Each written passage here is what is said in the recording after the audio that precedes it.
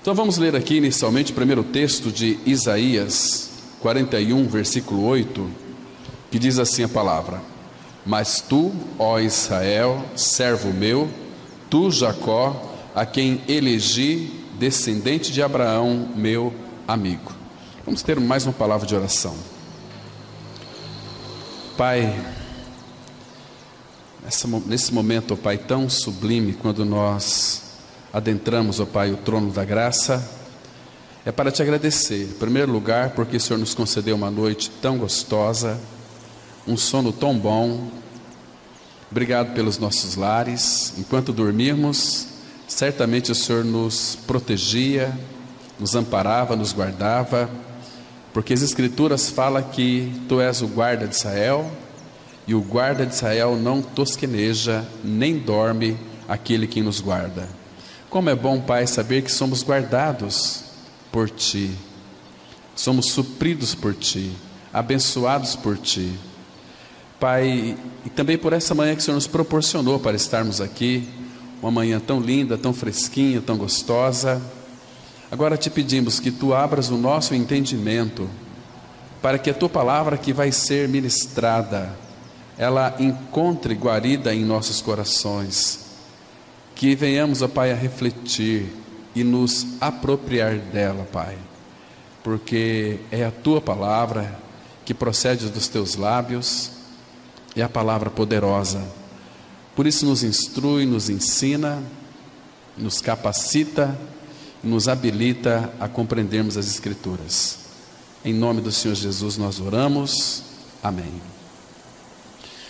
Irmãos, então nós vamos hoje entender, com a ajuda do Senhor, o que significa a cruz no Antigo Testamento, especificamente na vida de Abraão. Todos nós somos chamados em Abraão, e se você observar, tem um texto de Hebreus 9,15, que mostra ali claramente que aqueles irmãos do passado, eles foram alcançados pela cruz. Embora Cristo não tinha ainda sido encarnado, mas a Bíblia diz, isso parece uma loucura, mas que Cristo, Ele é o Cordeiro que foi morto desde a fundação do mundo. Então Ele veio com um propósito para morrer, mas na eternidade do Pai Ele já havia sido morto. Para nós que estamos aqui hoje reunidos, quantos mil anos faz que Cristo morreu? Mais de 2000 anos, mais de 20 séculos Ele morreu. Mas para Deus o Pai, Apocalipse capítulo 5, versículo 5, vai mostrar para nós, era como que o Cordeiro estava acabando de morrer na eternidade do Pai.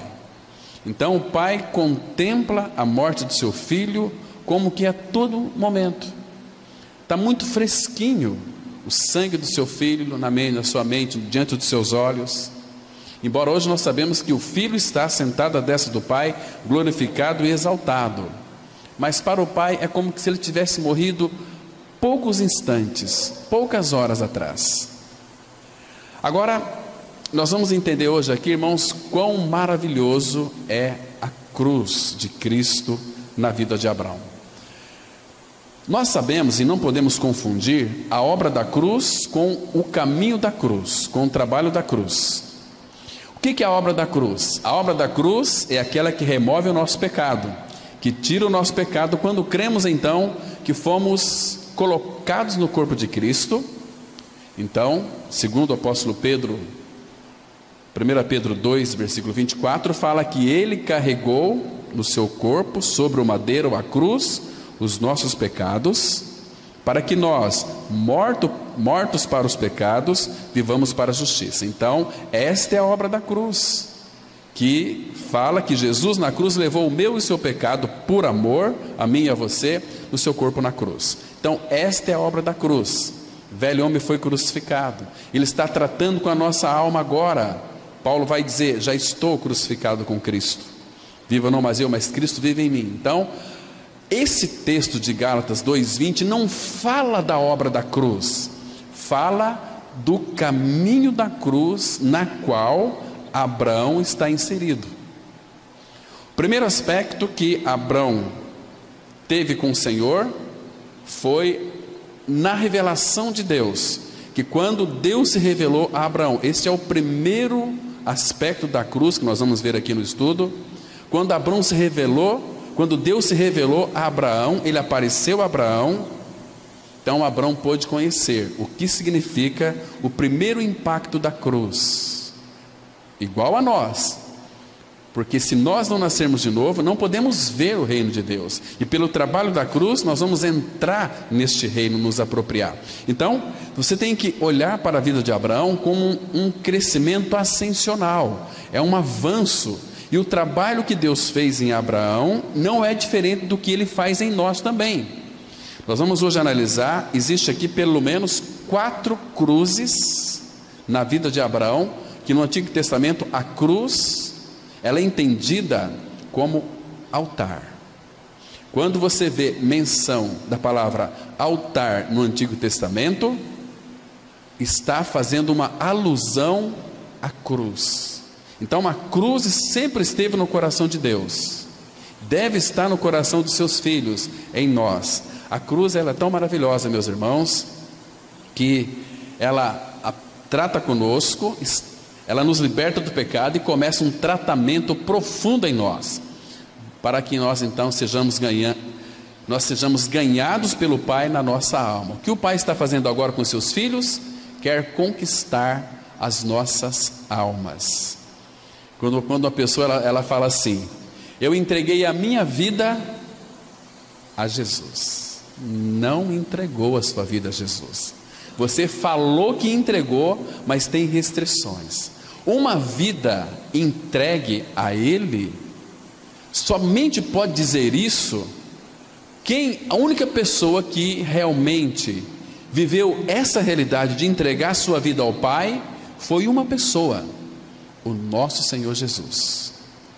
E Ele diz que: Pai, nas tuas mãos eu entrego o meu espírito, eu me entrego a Ti. Então Ele foi consumido. A palavra ali, entregar, é uma ideia ali de holocausto. A palavra holocausto significa: holo é todo, causto é queimado. Lembra daqueles animais que eram sacrificados no Antigo Testamento? Levítico, vai mostrar isso tão claramente. Aquele animal era morto, era sacrificado, oferecido ao Senhor. Ele pegava aquela faca, aquela adaga, abria o animal para ver se tinha algum defeito por dentro. Antes dele ser morto, o sacerdote examinava esse animalzinho para ver se nele havia algum defeito. Assim também foi com o nosso Senhor.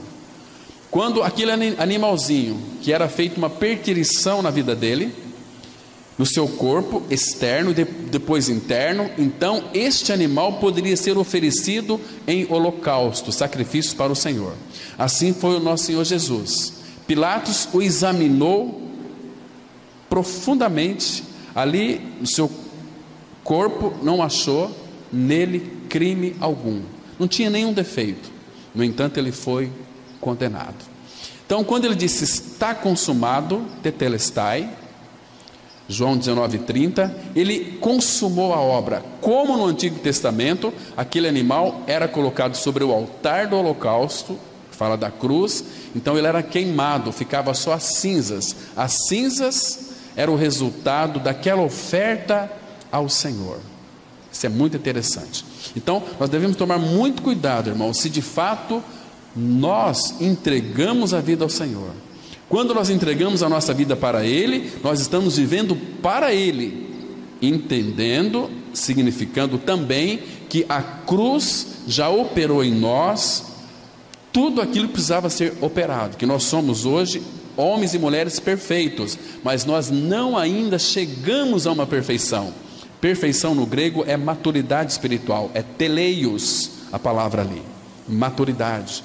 Claro que nós nunca vamos nos tornar perfeitos em nós mesmos, é pelo trabalho da cruz em nós, operando, tirando as escórias, operando profundamente, tirando as nossas ansiedades, as nossas tristezas. A nós, quando nós chegarmos a um ponto como era o apóstolo Paulo, que ele disse assim: aprendi a viver contente em toda e qualquer situação. Então Paulo, ele sabia viver em momentos de tribulação, de tristezas, de aflição, e até de morte. Porque vocês se lembram que quando o apóstolo Paulo então teve aquela vislumbre, 2 Coríntios 12, que ele foi até o terceiro céu, vocês se lembram?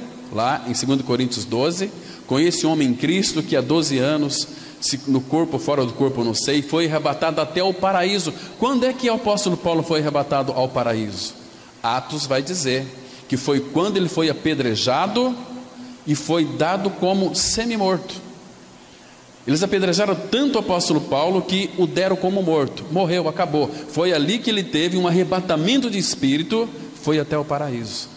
Irmãos, nós gostamos muito das revelações de Deus, né? Mas, irmãos, Paulo foi apedrejado, quase como que até a morte, porque Deus preservou a vida dele e deu esta linda visão do paraíso. E Paulo ganhou muitas convicções depois disso, e graças ao Senhor por isso.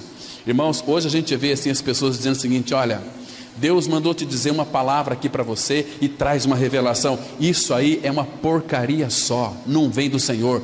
Tudo que vem do Senhor está revelado na sua palavra. Quando alguém vem dizer algo para você que é de Deus, que não está escrito aqui, joga fora. Ainda que dê tudo certo, não é do Senhor. Ele sempre vai nos provar, irmãos. A Bíblia é muito clara para nós não acrescentar e nem tirar nada da palavra. O que vem em acréscimo a isso é a nossa perdição, quando damos ouvido. Eu fico pensando assim: se na nossa comunidade aqui viesse de repente um anjo, Deus abrisse os céus e os anjos descessem e trouxesse as mensagens do céu para nós, será que nós iríamos acreditar nessas palavras de anjos? Irmão, sabe o que o apóstolo Paulo fala? Gálatas 1:8: ainda que nós, ou mesmo um anjo vindo do céu, vos pregue evangelho que vá além do que temos anunciado, seja anátema, seja maldito. É muito sério isso, irmãos. Nós estamos percebendo muitos no meio da cristandade sofrendo porque estão dando ouvidos a espíritos enganadores e a ensino de demônios. Tudo que não procede da palavra do Senhor, que vem em nome de Deus, é demoníaco, porque Deus não tem compromisso com nada que não esteja na sua palavra. Ele vela sobre a palavra dele para a cumpri-la. Agora vamos voltar aqui para a questão de Abraão.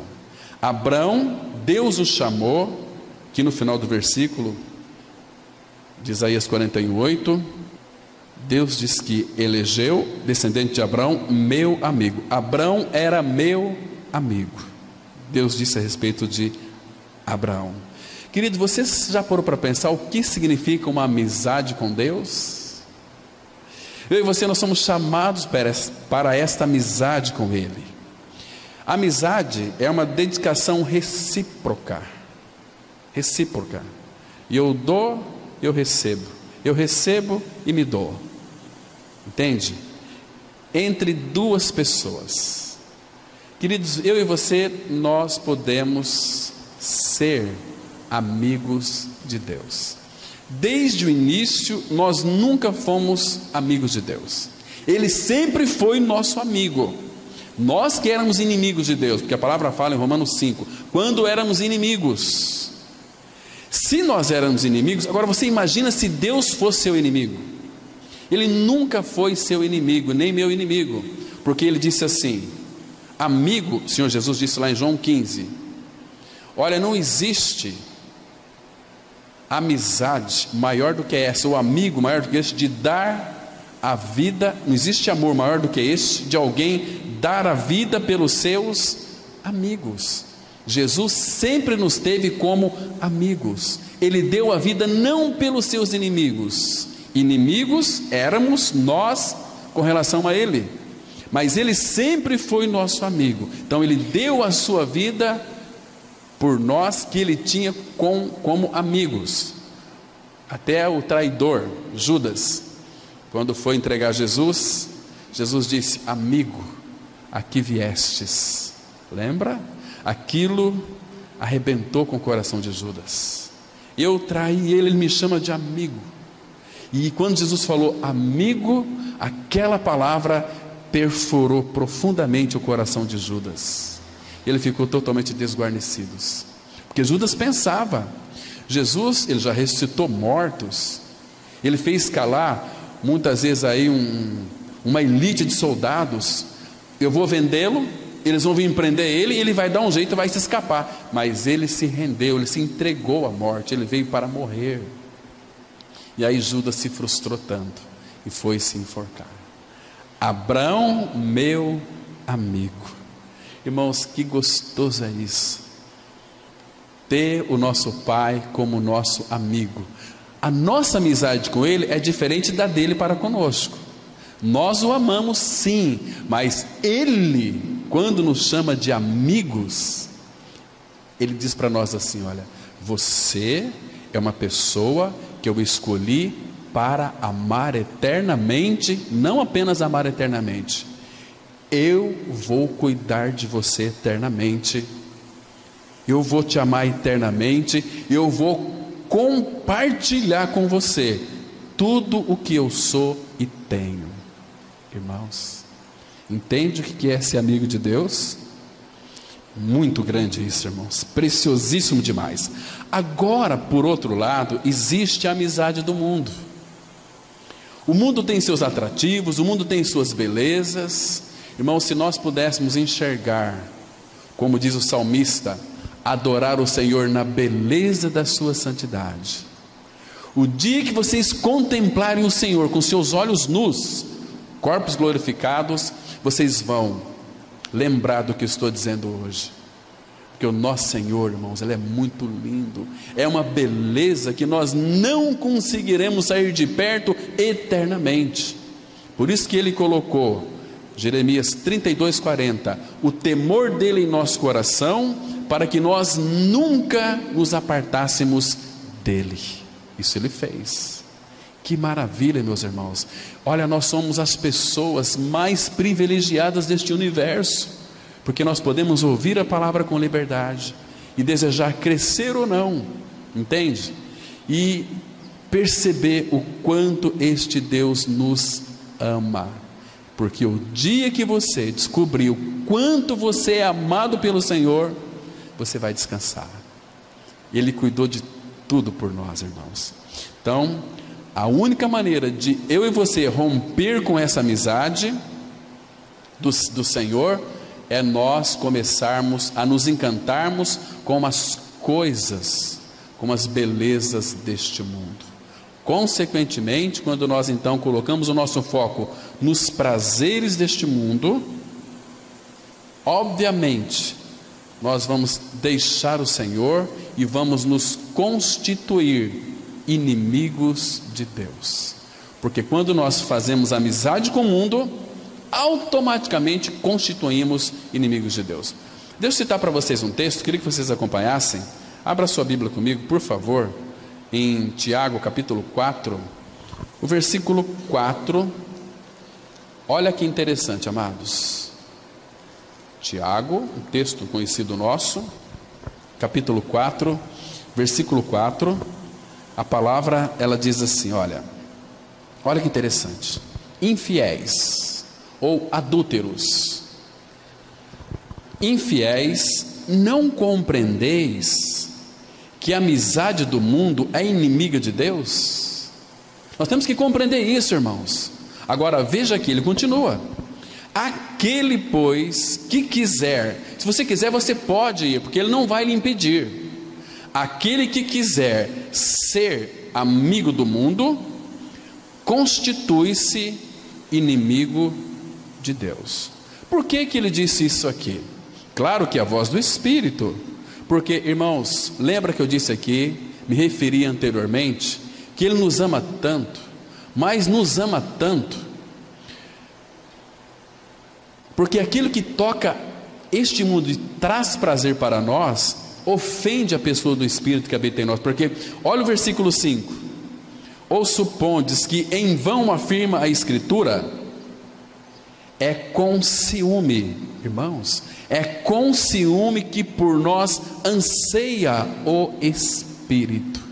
Ele tem ciúme de você, Ele te ama tanto que quando você sai da centralidade dele, começa a usufruir dos seus prazeres carnais, você está ofendendo, ou em outras palavras, apagando o Espírito Santo do Pai. Isso é terrível. Sabe o que acontece conosco?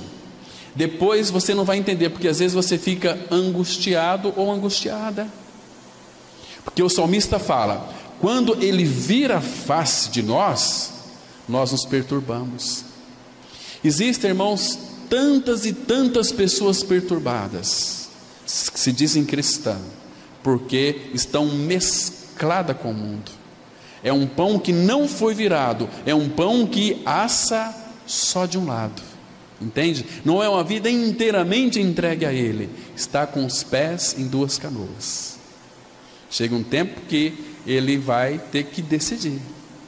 Aliás, vai cair, porque a canoa ela toma dois rumos e a pessoa vai se afundar numa perdição eterna. Vocês se lembram daquele príncipe dos pregadores, Spurgeon? Spurgeon disse, quando ele estava com 50 e poucos anos, ele disse assim que 40 anos depois que ele conheceu o Senhor, em 40 anos de vida com o Senhor, ele nunca deixou de pensar nele, nem mesmo sequer 5 minutos. Não passava 5 minutos, eu pensava no meu Senhor. Era uma amizade gostosa. Irmão, se você ler os artigos de Spurgeon, os livros de Spurgeon, que morreu há muitos anos atrás, ainda está falando. Está falando. Você pega um livro de Spurgeon, você começa a ler, você vê que há unção de Deus ali naqueles escritos, porque ele cultivava uma amizade com Deus, e aquela amizade refletiu na vida dele, e refletiu também em nós. Isso é precioso, mas o que é mais interessante, nós podemos ir direto da fonte, e buscar aos pés do Senhor, esta amizade tão preciosa, como era Abraão aqui, amigo de Deus. Irmãos, há muitos e muitos aí, evangélicos e crentes, que odeiam os filhos de Deus. Eu tenho conversado com muitas pessoas que falam para mim o seguinte: olha, depois que eu saí de determinada comunidade, as pessoas de lá não querem nem me cumprimentar mais. Que cristianismo é esse? Será que todo este povo, que são inimigos uns dos outros, vão entrar na glória? Não vai entrar na glória, irmãos. Agora, aqueles que são filhos de Deus em Cristo Jesus, eles são seguidores do Cordeiro e irão sofrer aquilo que Cristo sofria. Jesus disse assim, por exemplo, em João 15, deixa eu ler mais esse texto para a gente entrar no estudo aqui. João capítulo 15, versículo 23 e 24, temos uma declaração importante do nosso amado Senhor. João 15, 23 e 24. Eu vou ler primeiro o 18, depois vamos ver o 23 e o 24.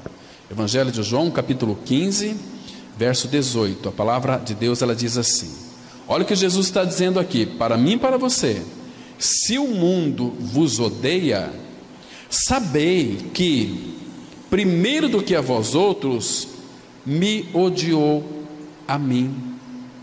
Odiou a mim. Agora, olha o mundo aqui, versículo 19: se vós fosses do mundo, o mundo amaria o que era seu. Como todavia não sois do mundo, pelo contrário, dele vos escolhi, dele vos separei. Então, a palavra escolhido aqui é separado, dele vos separei.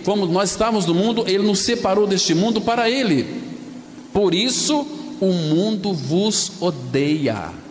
Olha o 23 agora: quem me odeia, odeia também a meu Pai. Se eu não tivesse feito entre eles tais obras, quais nenhum outro fez, pecado não teria. Mas agora não somente tem eles visto, mas também odiado, tanto a mim como a meu Pai. A meu Pai. Queridos, não há outra possibilidade de uma pessoa chegar ao Pai se não for pela pessoa de Cristo. Não tem jeito. E hoje vocês podem, preste bem atenção nas ministrações, e que o povo evangélico está dizendo: temos que buscar a Deus, buscar a Deus, buscar a Deus. Mas cadê Jesus? Cadê a cruz? Então, irmãos, nós vamos avançar hoje aqui com a ajuda do Senhor, vendo alguns detalhes de uma vida de cruz na vida de Abraão. Então, hoje, com a ajuda do Senhor, Vamos tomar como base a vida de Abraão, um modelo de vida de fé e de crescimento espiritual constante. Os altares que Abraão levantou o conduzem tanto a um crescimento de sua visão de Deus, quanto a um crescimento e formação do caráter de Cristo em seu interior. Nosso crescimento espiritual é descrito na palavra de Deus como um processo lento e contínuo de apropriação do caráter moral de Deus, ou seja, o caráter de Cristo. Então, o caráter de Cristo, ele tem que ser formado em nós. De que maneira? Quanto mais a nossa alma é conquistada, é colocada ali num cantinho de lado, mais Cristo vai ocupar os seus compartimentos. Nós dissemos um dia atrás, num dos nossos estudos, no lar de um irmão, que o nosso espírito estava morto, cremos no Senhor, Ele veio para o nosso espírito e regenerou. Então, Jesus, o Pai e o Espírito Santo habitam em nosso espírito, mas você é uma alma. Agora, quem que manda no seu interior? É você ou é Ele? Quem que é o Senhor da sua vida? Você mesmo ou é Ele? Não, eu que tomo as minhas decisões, eu que sigo os meus caminhos. Você está perdido, vai sofrer demais. Então, se Ele habita em nós, Ele é quem vai fazer as mudanças. Nós gostamos do sofá naquele canto, Ele fala, vai ser aqui o sofá, eu sou o Senhor. E daí? Você vai se submeter a Ele? Como que Ele faz isso? Ele coloca uma pessoa do seu lado e diz assim, olha, eu quero que você faça isso para mim, e coloca esse objeto lá, e lá vai ficar. Não, vai ficar aqui. Sabe o que significa? Que lá dentro você está em conflito com aquele que é o amado da sua alma. Há um conflito interno, porque nós não nos rendemos a Ele, irmãos. A graça não tem a sua eficácia em nós, porque nós resistimos à graça, não deixamos ela operar em nós. Nós queremos fazer as coisas, então vamos deixar Ele fazer. Aquele texto lá que muitos falam assim com ostentação, né? Salmo 37:5, entrega teu caminho ao Senhor, confia nele, Ele tudo fará. Olha que bonito esse salmo, né? Mas na prática essa não é a realidade na vida de muitas pessoas, né? Veja aqui, irmãos, porque diante do Senhor nós temos recebido tudo que vem do Pai. Vamos ler aqui João 1, verso 16, que diz assim, olha, porque todos nós temos recebido da sua plenitude e graça sobre graça. Você já parou para pensar o que significa todos nós temos recebido da sua plenitude? O que é plenitude? No grego é pleroma, é uma coisa completa que não falta absolutamente nada. Quando recebemos Cristo, recebemos tudo. Plenitude, foi do agrado do Pai, Colossenses 1,19, que em Cristo residisse toda a plenitude da divindade. E aqui esse texto fala que nós temos recebido da sua plenitude, não apenas plenitude, mas graça sobre graça. Essa graça de Deus em nossa vida, ela é acrescentada na medida ou na proporção que nós estamos conhecendo o Senhor. Pedro fala em 1 Pedro 1, versículo 2, graça e paz vos sejam multiplicadas no pleno conhecimento dele. Quanto mais nós conhecemos a Cristo, mais a graça dele será multiplicada em nós. Então nós temos recebido da sua plenitude. Irmãos, o que nós temos feito com a sua plenitude, com a sua complementariedade? Poderíamos crescer muito, irmãos, mas o problema é que o Pai não encontra em nós uma resposta. Nós somos duros, nós somos incrédulos, nós gostamos de se dirigir. E um detalhe importante, as pessoas que se dirigem, elas terão que dar conta dos seus atos também, e não adianta querer colocar Deus no meio. Eu estou me autodirigindo, então você vai se autorresponder também pelos seus atos, né? Mas graças ao Senhor temos recebido da sua plenitude e graça sobre graça. Sabemos que o altar no Antigo Testamento é uma figura da cruz no Novo Testamento. onde o verdadeiro Cordeiro Pascal foi imolado. O nosso Senhor Jesus Cristo e a cruz são inseparáveis. Sem a cruz, Cristo não é o Cristo e Ele não pode nos salvar. Um altar é um símbolo nas Escrituras de adoração e consagração a Deus. Lembre-se do holocausto.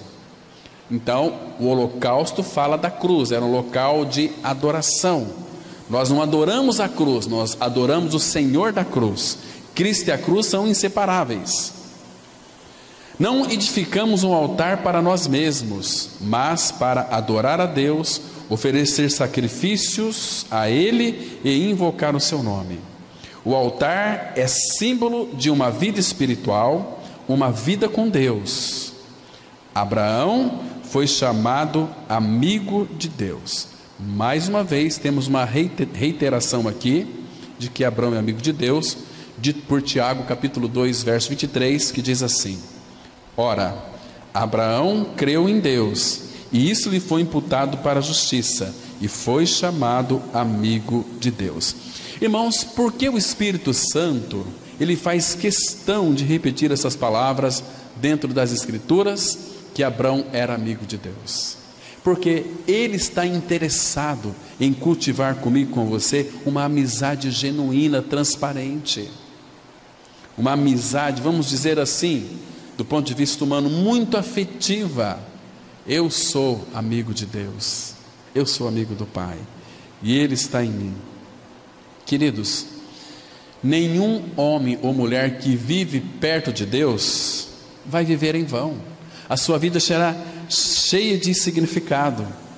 Vocês se lembram? Eu creio que muitos aqui já passou por algumas situações difíceis, algumas situações assim muito apertadas, umas situações talvez até de calamidade.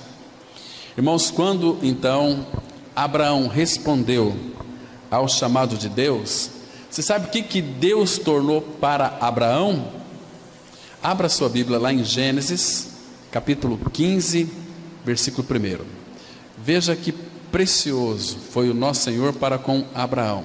Então este aqui, meu irmão, minha irmã, é o teu Deus, é o teu Pai. E se ele foi com Abraão, não vai ser diferente conosco. A palavra diz assim, Gênesis capítulo 15, versículo 1. Presta atenção no que ele está dizendo aqui, olha. Depois destes acontecimentos, veio a palavra do Senhor a Abraão numa visão e disse: não temas, Abraão, eu sou o teu escudo, o teu galardão será sobremodo grande. Está vendo aqui? Irmãos, este Deus que é o Todo-Poderoso é também o meu e o seu escudo que te protege na tempestade. Tempestade envolve todas as tribulações da vida. Nós temos um que é conosco e nos protege. Olha o versículo 6 agora desse mesmo capítulo. Ele creu no Senhor. A palavra creu, ele está unido ao Senhor. Ele ficou unido àquilo que Deus disse para ele. Isso lhe foi imputado para justiça. Percebe que o Espírito Santo nos chama a nossa atenção para crermos na palavra? Queridos, nós temos um que é o nosso escudo. E para nós, traduzindo este Gênesis 15, 1, Abraão, eu sou teu escudo. O que Deus estava dizendo para Abraão aqui? É a mesma palavra que Deus diz para Paulo em Romanos 8:31, que diz assim: se Deus é por nós, quem será contra nós?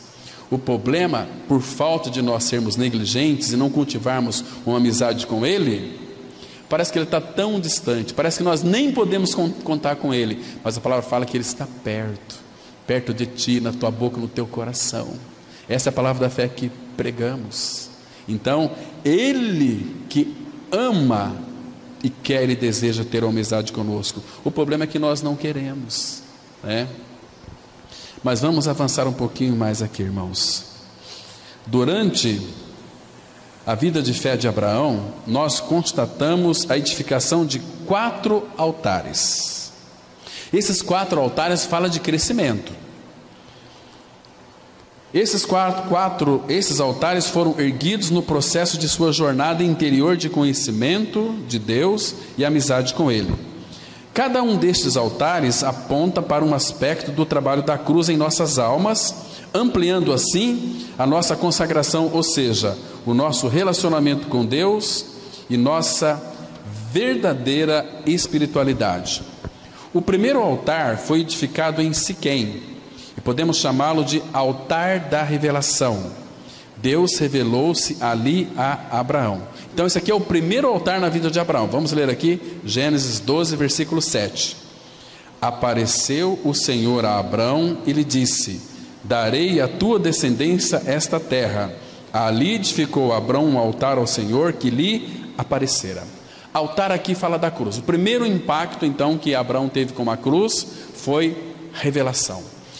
Esse altar aqui nós podemos chamá-lo de altar da revelação, porque a palavra aqui, apareceu o Senhor a Abraão, significa o quê? Que o Senhor se revelou a Abraão. Revelação, isso é precioso. Queridos, essa experiência que Abraão teve aqui foi a mesma que Paulo teve em Gálatas 1, lá no versículo 12. Aprove a Deus revelar o seu Filho em mim. O Senhor apareceu para Saulo no caminho de Damasco. Foi revelado, foi por revelação. Nós nunca iremos entender o primeiro aspecto da cruz, que nós fomos crucificados com Ele, morremos com Ele, se não for por revelação. Você já teve essa revelação de que você está morto com Cristo? Você já tem essa experiência com Cristo, que você morreu com Ele? Se não teve, nós nunca vamos poder ver o Senhor em realidade espiritual, em vê-lo nas Escrituras. As Escrituras serão palavras mortas se nós então não tivermos essa revelação. Compreende, irmãos? Então o Senhor apareceu para ele. Da mesma forma aconteceu com Moisés. Moisés foi educado em toda a ciência dos egípcios, mas então depois, quando ele foi visitar os seus irmãos, viu que o povo dele era maltratado. Então o que Moisés fez?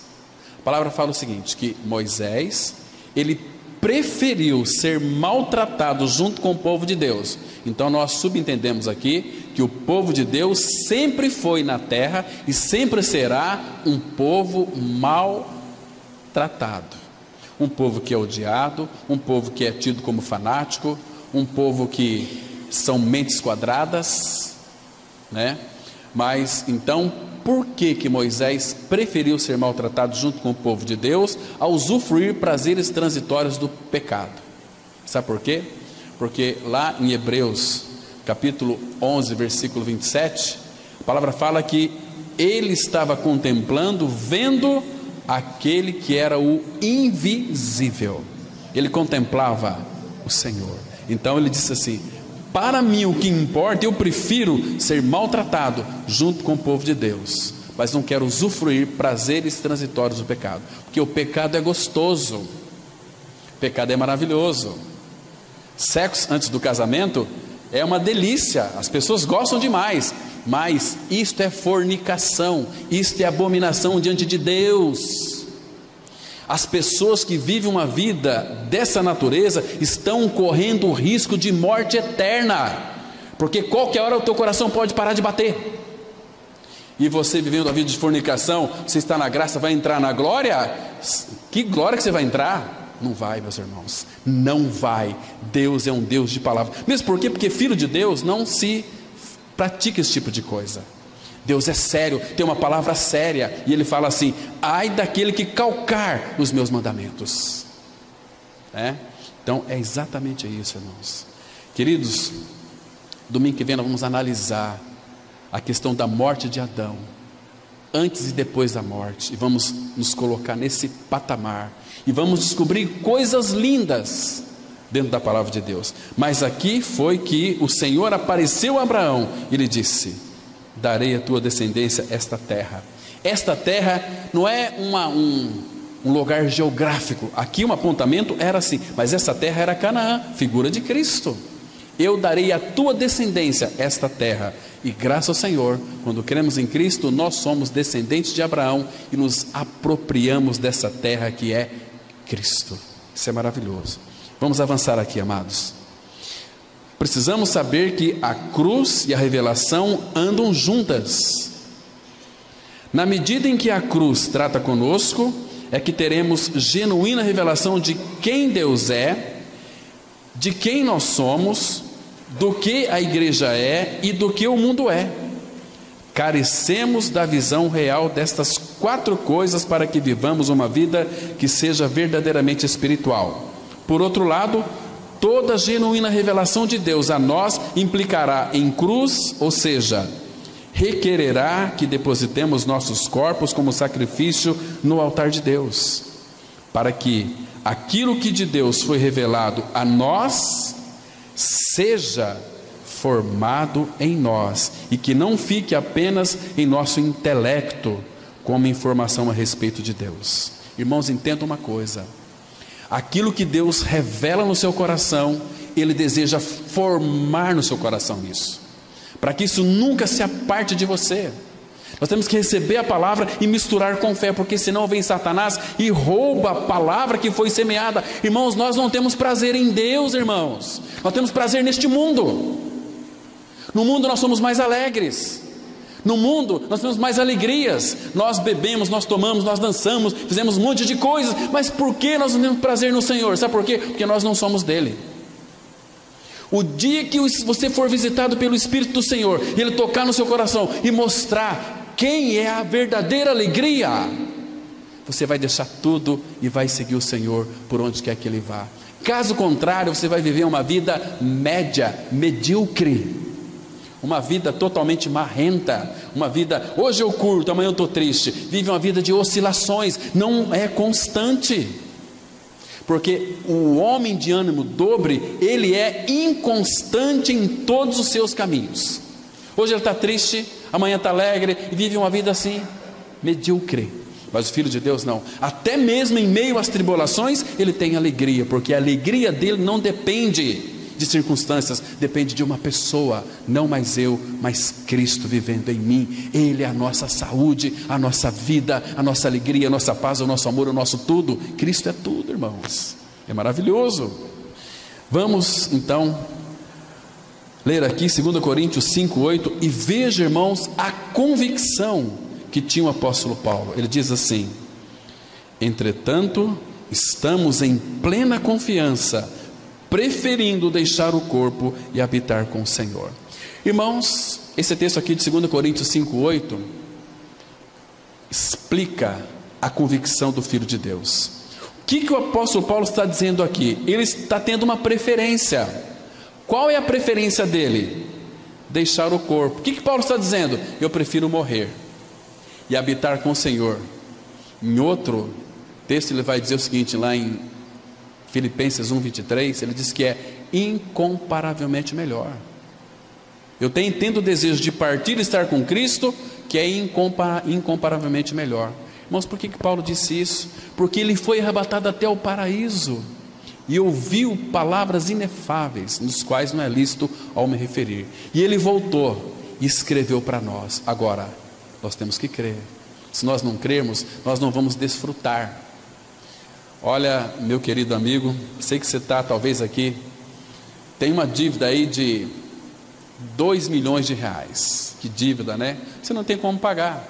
Aí chega alguém e fala para você o seguinte: olha, depositaram na sua conta $1 bilhão, nem real estou colocando aqui, $1 bilhão. Você está louco, rapaz? Eu devo 2 milhões, falar que depositou na minha conta $1 bilhão, você está louco? Agora, se você for um pouquinho inteligente, você vai lá conferir e ver se está lá ou não. Se tiver, é teu, você toma posse daquilo que é teu. Queridos, Deus colocou tudo que Ele tinha de melhor na nossa conta. Agora, você precisa conferir se isso é verdade ou não. Se você conferir e crer, você vai se apropriar, você vai tomar posse daquilo que Deus lhe deu. Mas se você não crer, você vai morrer, você vai viver uma vida eternamente no inferno, negridão das trevas, para todo sempre, por causa da tua incredulidade. O que faz com que as pessoas vão para o inferno não é o pecado, é a incredulidade. Incredulidade. Porque a obra já foi feita. Quem crê, se for batizado, será salvo. Quem não crê, já está condenado. Está escrito na palavra de Deus. Irmãos, você acha que Deus é homem para que minta? Não. Ele disse, Ele é verdadeiro e Ele cumpre. Se eu creio que eu morri com Cristo, Cristo é a minha vida, o Espírito Santo vai trazer essas verdades escritas e torná-las realidade na minha vida. Isso é cristianismo verdadeiro, irmãos. Então, graças ao Senhor que Paulo tinha aqui uma profunda convicção de que estamos em plena confiança, preferindo. Somente vai ter essa preferência de deixar o corpo habitar com o Senhor quem tem plena confiança. Quem não tem, eu não queria morrer agora não. Eu creio que se um cristão tivesse tendo um infarto, igual lá na casa do irmão Demir, eu estava pregando e minha pressão foi lá na 19, eu sentia que, lembra que eu parei, alguns irmãos estavam lá, parei, a reunião falou, olha pessoal, está uma coisa aqui terrível, parece que é sintoma de infarto. E aí eu falei assim, olha, mas se eu cair e morrer, fica tranquilo, mas eu vou continuar pregando. E preguei tranquilo, percebe? Mas fiquei pensando assim, né? Mas que Deus, já pensou se eu falecesse agora? Que delícia! No meio de uma pregação, que maravilha! Como Moody antes de morrer, ele na cama, ele estava contemplando assim, ele falou para a enfermeira, olha, estou percebendo que a terra está indo, o céu está se aproximando, o meu Salvador está me buscando. Que convicção, irmãos! Será que você tem essa convicção? Eu prefiro deixar o corpo habitar com o Senhor? Muitos aqui talvez não tenham essa convicção, e deveria ter. Por que eu não tenho? Porque nós estamos arraigados neste mundo ainda, irmãos. A obra da cruz nos desarraigou deste mundo perverso, Gálatas 1:4. Tirar pelas raízes deste mundo, e fomos plantados em Cristo, nele radicados. Que maravilha! Então nós não podemos dizer, como o apóstolo Paulo disse, eu prefiro deixar o corpo habitar com o Senhor. Quer ver uma outra convicção do apóstolo Paulo? A Bíblia está cheia delas, mas tem outra que é muito significativa.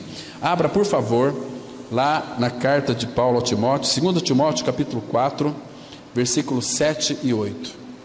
2 Timóteo 4, 7 e 8, ele diz assim, veja aqui, irmãos, que convicção. Como nós precisamos ter essa convicção, irmãos.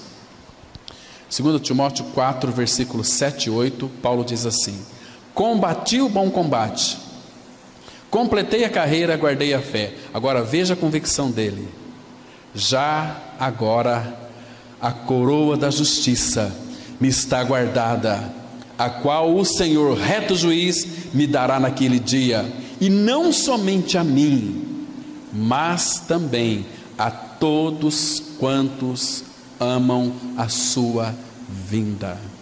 Irmãos, nós amamos a vinda do Senhor? Muitos não amam. Muitos parece que querem viver aqui na terra eternamente. Que lugar bom, né? Altos e baixos, mas é gostoso. Não, irmãos, o Senhor já nos levou pela fé para um lugar incomparavelmente melhor do que este aqui. Então temos que ter esta convicção.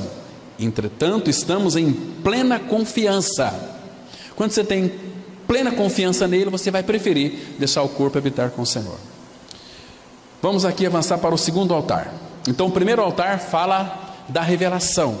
O segundo altar na história de Abraão foi edificado entre Ai e Betel. Podemos chamá-lo de altar da separação.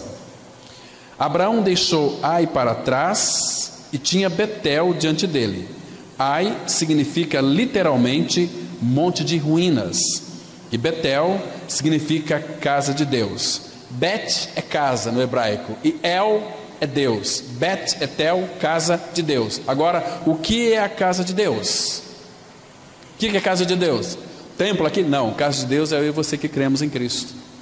Vamos ler aqui Gênesis 12, versículo 8, que diz assim: passando dali para o monte ao oriente de Betel, armou a sua tenda, ficando Betel ao ocidente e Ai ao oriente. Ali edificou um altar ao Senhor e invocou o nome do Senhor. Então, irmãos, este aqui é o altar separação e também o altar da consagração. Aqui o mundo estava ficando para trás e Betel para frente. Este é um lindo altar, segundo altar na vida de Abraão. Então, queridos, onde que é o lugar do altar? Casa de Deus. O que é a casa de Deus? A igreja. O que é a igreja? Corpo de Cristo. Agora, vocês observam aqui, que aqui ele edificou um altar que fala da cruz, casa de Deus. Irmãos, quem é que pode adorar a Deus verdadeiramente? Só aqueles que têm o altar. O que é o altar? A cruz. Vocês se lembram que nosso querido Paulo escreveu em Gálatas 5:24, e os que são de Cristo crucificaram a carne com as suas paixões e concupiscências. Aqueles verdadeiros adoradores que o Pai procuram são aqueles que passaram pela cruz, altar.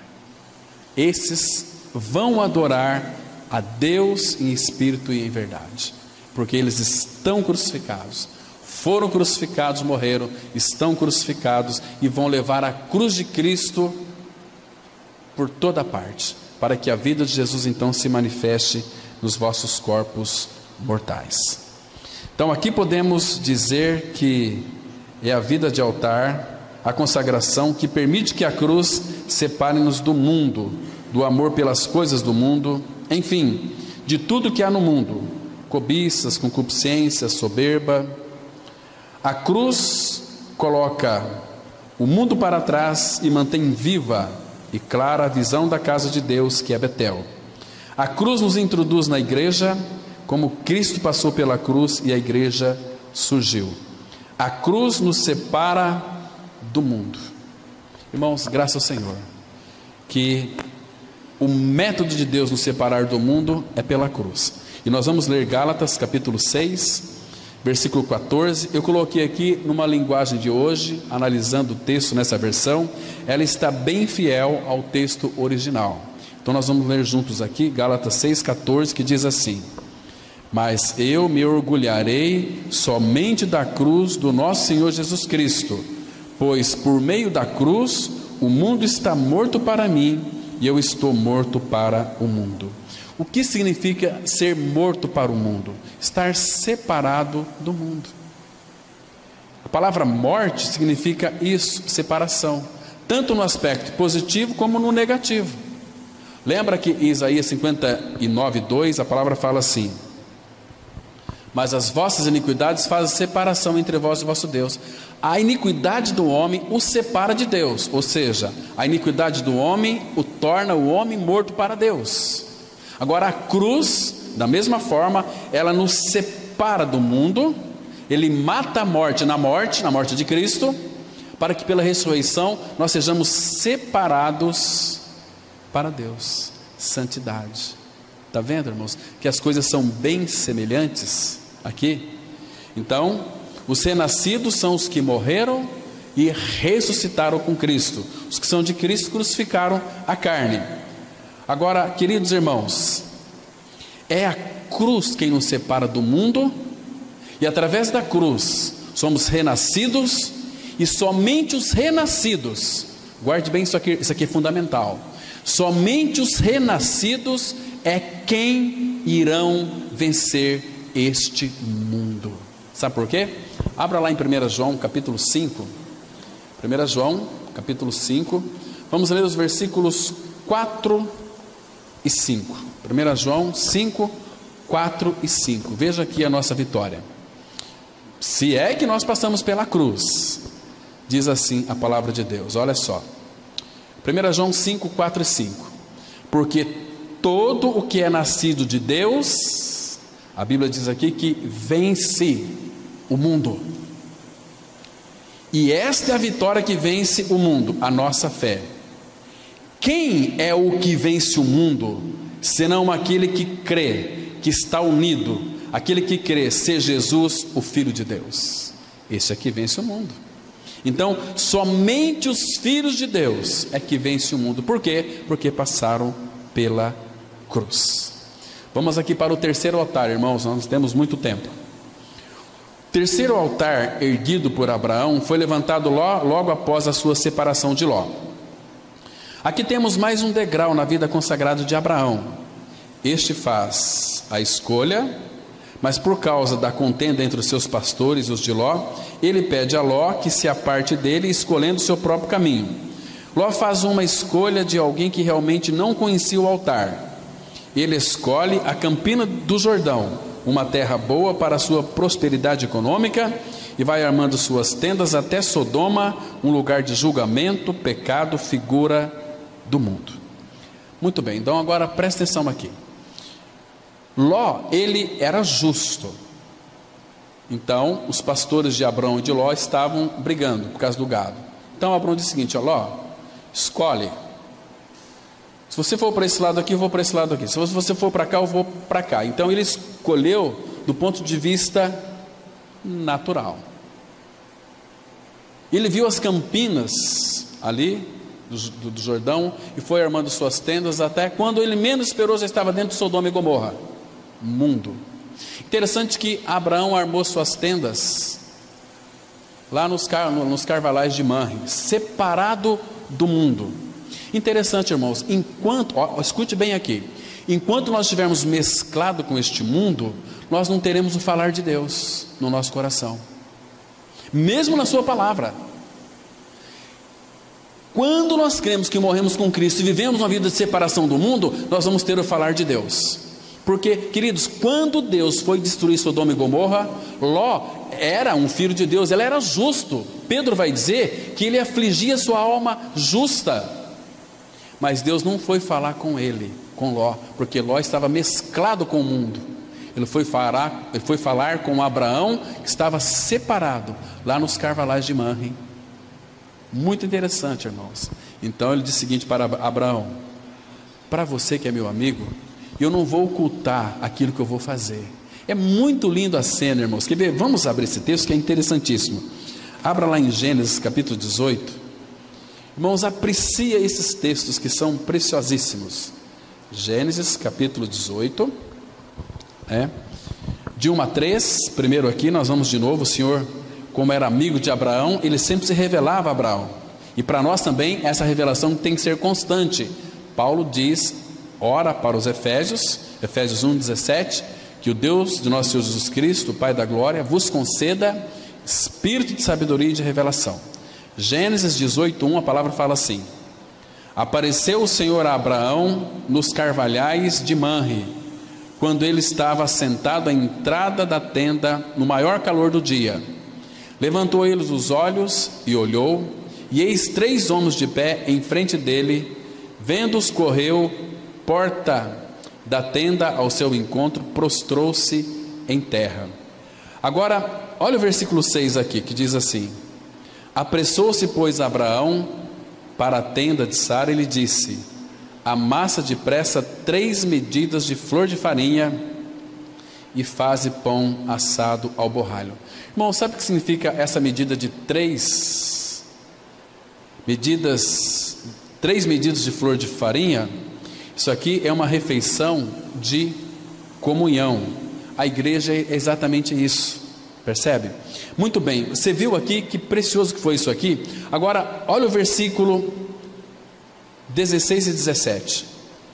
Tendo se levantado dali, aqueles homens olharam para Sodoma, e Abrão ia com eles para os encaminhar.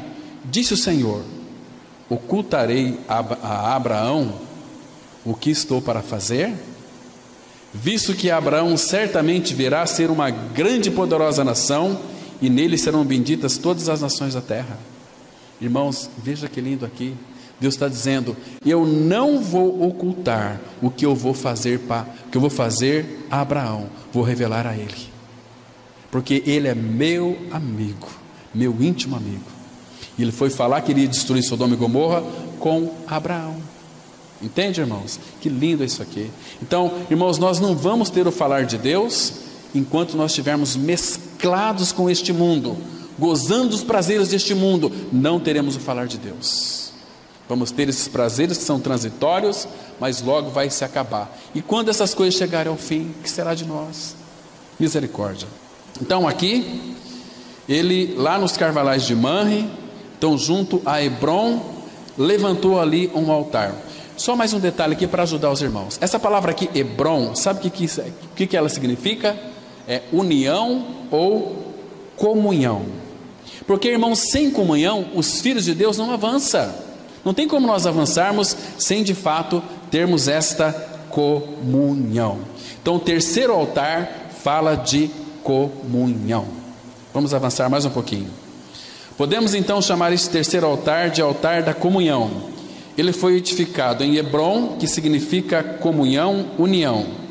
A cruz habilita-nos a ter aquela incessante comunhão com Deus, uma verdadeira amizade com Deus. O quarto altar na vida de Abraão foi erguido no Monte Moriá. Podemos chamá-lo de altar da adoração ou altar da maturidade espiritual. Então esse aqui é o quarto altar na vida de Abraão. Você se lembra qual foi o primeiro que nós já estudamos aqui? O primeiro altar foi o altar da revelação. Qual foi o segundo altar na vida de Abraão? Altar da separação. O terceiro, o altar da comunhão. E o quarto, o altar da adoração. Por quê? Porque aqui Abraão já estava maduro. Então ele entregou tudo a Deus. Vamos ler Gênesis 22, verso 9, que diz assim: chegaram ao lugar que Deus lhe havia designado. Ali edificou Abraão um altar. Sobre ele dispôs a lenha, amarrou Isaque seu filho e o deitou no altar em cima da lenha. Queridos, eu já falei muitas vezes isso, mas eu tenho que falar para vocês de novo uma coisa muito interessante. Por favor, abra lá em Gênesis capítulo 22. Vamos ver aqui um detalhe importante. Vamos associar isso com a obra vicária de Cristo lá na cruz do Calvário. Gênesis capítulo 22. Quero mostrar, alguns já sabem, outros talvez não saibam ainda, mas veja aqui Gênesis 22, verso 3, que diz assim: levantou-se, pois, Abrão de madrugada, e tendo preparado o seu jumento, tomou consigo 2 dos seus servos e a Isaque seu filho, rachou lenha para o holocausto e foi para o lugar que Deus lhe havia indicado. Ele foi para o lugar. Esse lugar, traduzindo para o Novo Testamento, sabe o que isso significa? Que lugar que é esse, irmãos? Vamos abrir lá em Lucas 23, versículo 33. Vamos descobrir qual é este lugar. Aqui nós temos uma linda revelação vinda do Senhor para os nossos corações. 23, verso 33. Então, Abraão pegou seu filho, lenha, e foi para o lugar, que era o Monte Moriá.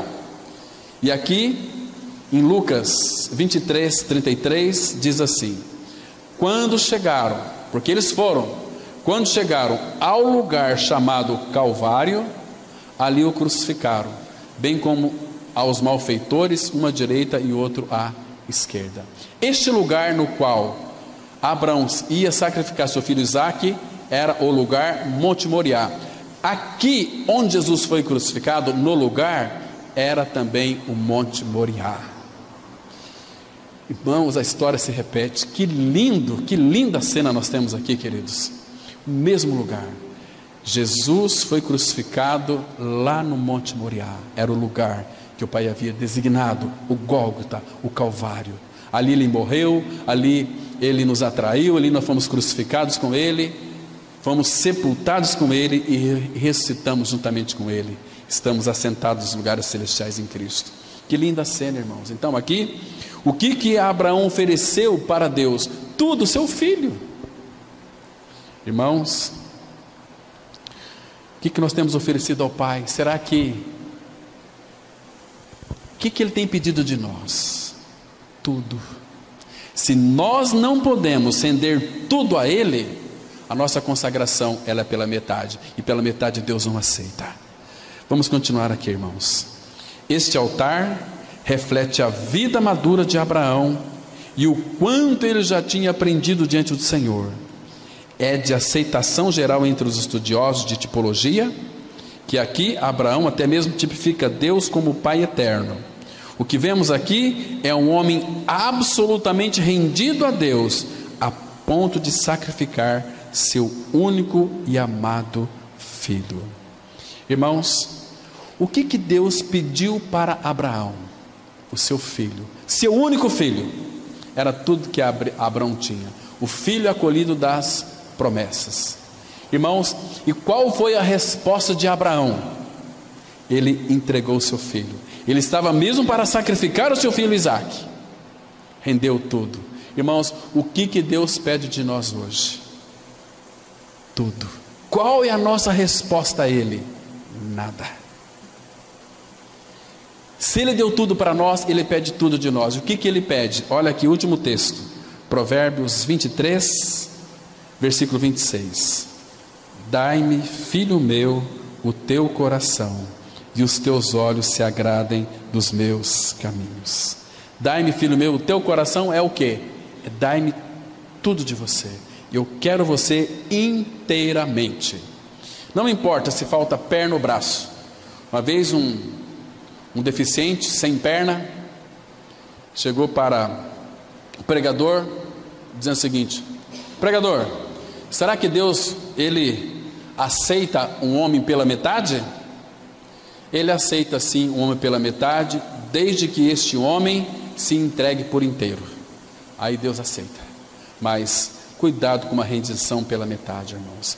E Ele morreu por todos, para que os que vivem não vivam mais para si, mas para aqueles que por eles morreu e ressuscitou. Amém? Vamos orar. Pai, frutifique a Tua palavra em nossos corações. Que ela não volte vazia, Pai, mas que ela opere a sua eficácia naqueles que irão morrer eternamente, naqueles que são salvos eternamente, porque nós sabemos que para Ti ela não voltará vazia, mas ela fará aquilo que lhe apraz e prosperará para a qual foi designada. Obrigado, Pai, por todos os que ouviram a palavra nesta manhã. Frutifique, Pai. Em nome de Cristo nós oramos. Amém.